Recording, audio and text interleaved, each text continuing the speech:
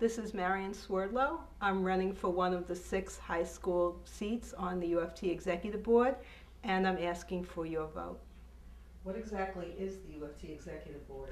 The UFT Executive Board has 89 seats, and it meets about 2 evenings a month. It makes union policy between delegate assembly meetings. Can you tell us what those meetings are like? I've been going to those meetings for about 3 years now, even though I'm not yet a member of the Executive Board. As I said, there are 89 seats on the Executive Board, and 83 of them are actually occupied by members of Randy Weingarten's caucus, the Unity Caucus. And the problem with those people are that not only do they always vote exactly the way Randy Weingarten wants them to vote, but about 7 out of 8 of them are not full-time workers in the schools. They're not full-time teachers or full-time paras or anything like that. They're mainly members of the union staff. They might teach 1 class a day, but in the main, they do not share our working conditions or our pay conditions. However, in the 2004 election, 6 candidates from Teachers for a Just Contract, TJC, and the Independent Community of Educators, ICE, were elected to the Executive Board. These 6 have been there to provide an independent voice for teachers and all UFT members in the classrooms and schools. These 6 oppose the awful give-back contract of 2005 and the 2006 contract which perpetuated those give-backs. They have consistently challenged Weingarten's policies and in many cases forced her and her caucus to be somewhat more militant and pay more attention to members' concerns. Why did you decide that you wanted to run this time? One of those 6 opposition Executive Board members is retiring and I'm running in his place. There have to be people there who will speak truth to power, who are not beholden to Weingarten and her patronage machine. And I pledge to be there and do that. What experience do you bring to this post? I've been working for the Board of Education and now the Department of Education as a full-time classroom teacher since 1989. I've been at FDR High School since 1990. I teach 5 classes, I do a daily professional activity, I work far longer than the 6 hours and 50 minutes a day. In other words, I am a typical UFT high school teacher. I know the lives of the people I want to represent because that's my life. I've seen our rights, our working conditions, and our standard of living challenged, going down the tubes. It's got to stop. I will speak out, I will expose the backroom machinations, I will organize, do everything possible to stop this downward slide. I've been a delegate for more than 12 years. I've spoken repeatedly in the delegate assembly, although for the past couple of years, Weingarten has refused to call on me.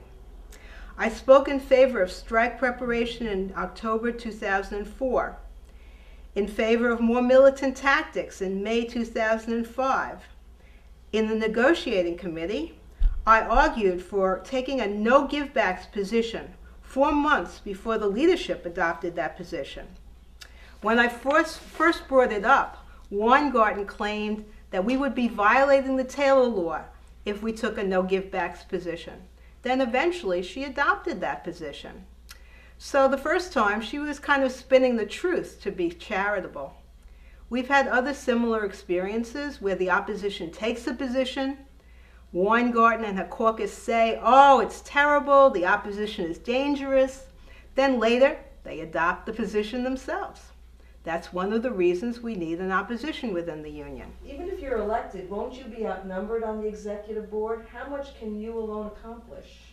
Even if I'm the only opposition member of the Executive Board, I will use that position to speak out, to inform the membership, to cast a dissenting vote, even if it's the only dissenting vote on the Executive Board.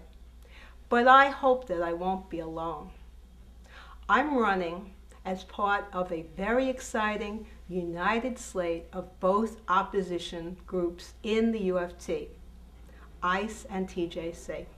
There are 6 of us running for the high school Executive Board seats. Nick LeCarry, who's the chapter leader of Norman Thomas High School, Manhattan, Sam Lazarus, the chapter leader of Bryant High School in Queens, Jeff Kaufman and James Eterno, who have both been opposition members of the executive board since 2004. The sixth candidate is Peter Lamphere. Peter is a young, new teacher who can represent this growing segment of the union. Almost half the union's members have 5 years or less on the job, and they represent the union's future. Peter was a UFT delegate at Christopher Columbus High School in the Bronx, where he led a very courageous struggle against overcrowding. Like many new teachers, he got excessed. He went through that experience. I'm asking you to support our entire slate, ICE TJC, as an alternative to Weingarten. We're running Kit Wayner, also a full-time classroom teacher for 18 years, and chapter leader at Leon Goldstein High School in Brooklyn for 8 years. Kit is a brilliant, principled, team player, courageous, dedicated. He's everything we need in a president. When your ballot comes to you in the mail, I'm asking you to write a big X in the box where it says ICE TJC on the cover of the ballot. That's your vote for a union that's led by teachers, that will organize you and all UFT members to fight for better working conditions, better pay, and more rights.